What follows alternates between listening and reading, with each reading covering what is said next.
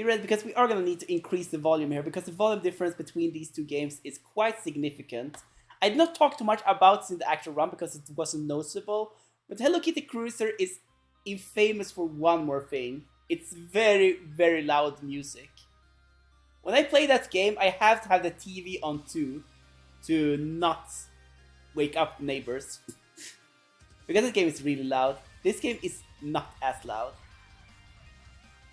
So tell me when we're ready to start. I am ready to start. Okay, is the volume adjusted so the game is coming through on the stream?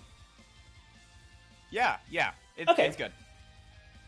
So what we're gonna run here is Endless Normal. The Endless category of Lead 2 is not, as the title suggests, endless. We're basically going to play through five randomly generated courses. So, yeah, we're going to start immediately here. The first thing to talk about in this run is the most important trick in Bleed 2 speedrunning, which is the dash reset. The dash reset is basically, I'm not sure if it's a glitch or if it's just an intended trick. It's like kind of 50-50, it feels.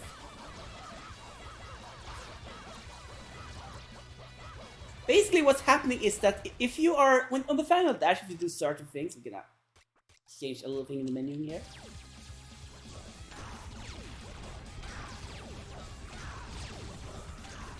This game is timed in-game time, by the way, which is why we're gonna do a lot of menuing in this run.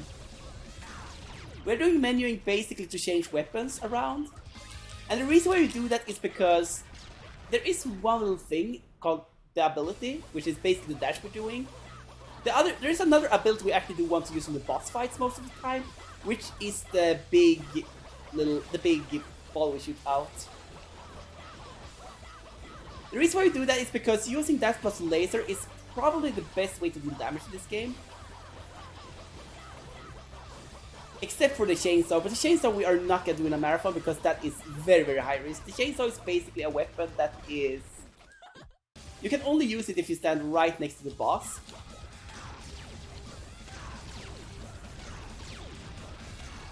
This is like a pretty good compromise in my opinion between speed and consistency. The chainsaw is a little more dangerous in this because you have to stand right next to the boss. It deals more damage if you do it, but it's far more dangerous. And there we go, beautiful. As this is a marathon run, even though we haven't taken barely any damage, we are still gonna pick up a little safety heart. The problem with the safety hearts is that they are resetting your style meter. The style meter is sometimes relevant on some bosses, or all bosses if you want to do the traditional way of doing bosses, which is basically to use a weapon called White, which has its style increased depending on how much, or its attack increased depending on how much style you have. We are not doing that though because, okay, on some fights we are gonna do it, but we are not gonna do it on most fights because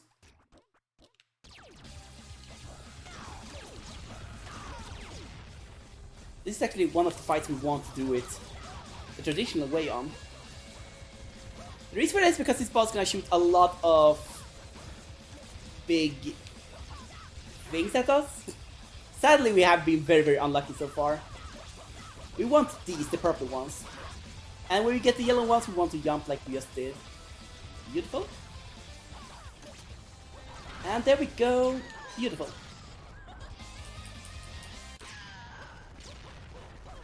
Gonna pick up another safety heart, because, as I said before, this is a marathon run. We want to finish the run. This trick I was talking about before, the dash reset. Come on, there we go. That could have been embarrassing if we failed to get the heart. We're seeing a little bit here what it is doing. It's basically allowing you to dash far more than 3 times. Normally you can only dash 3 times, but if you are going off a ledge, going off a slope in certain angles, or even if you are like leaving a flat surface at certain angles, like that, there we go, like that, we can basically reset our dashes and get 3 more dashes. It's one of the most difficult tricks of the game, especially so the flat reset. The flat reset is a trick that very few runners use. It's basically only used like on top level or in endless, because in endless it's quite free to try for it. But in this full story mode, the routing is pretty set in stone, how you are routing your dashes, which obviously can't be done in a randomized setting.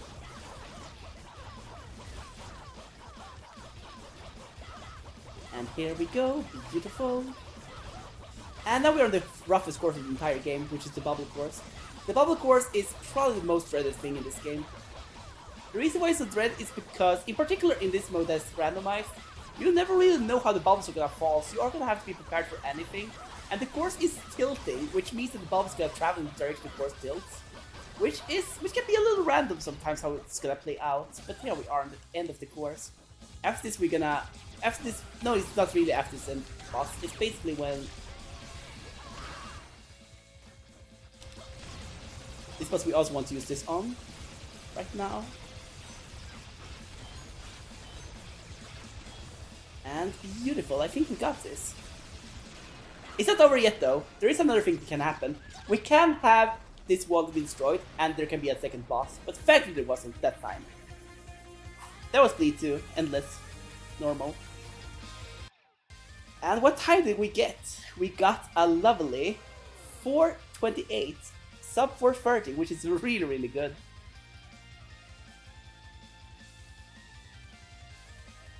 That was Bleed 2 normal, endless normal. Yeah, that was an amazing run, Fire. Yeah, thank you so much. It's probably one of my favorite runs to run because it's so short and sweet, and there's like so much random going on in it. That was way faster than estimate. Yeah, that's lovely. Yeah, 3 minutes to spare. Yeah, I do so because this category is really random. Like, there can be double bosses. We did thankfully not see it happen, and there are some bosses in this category that are really slow. So Estimate is very generous to take that into account.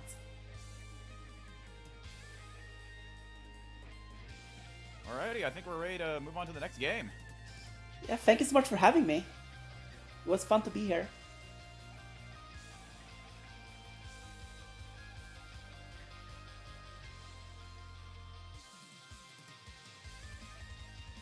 That's absolutely amazing. Yes, thank you for being here. I hope you submit again for our next thank marathon. you so much for having me. I hope the runs were good and that the commentary was amazing and entertaining.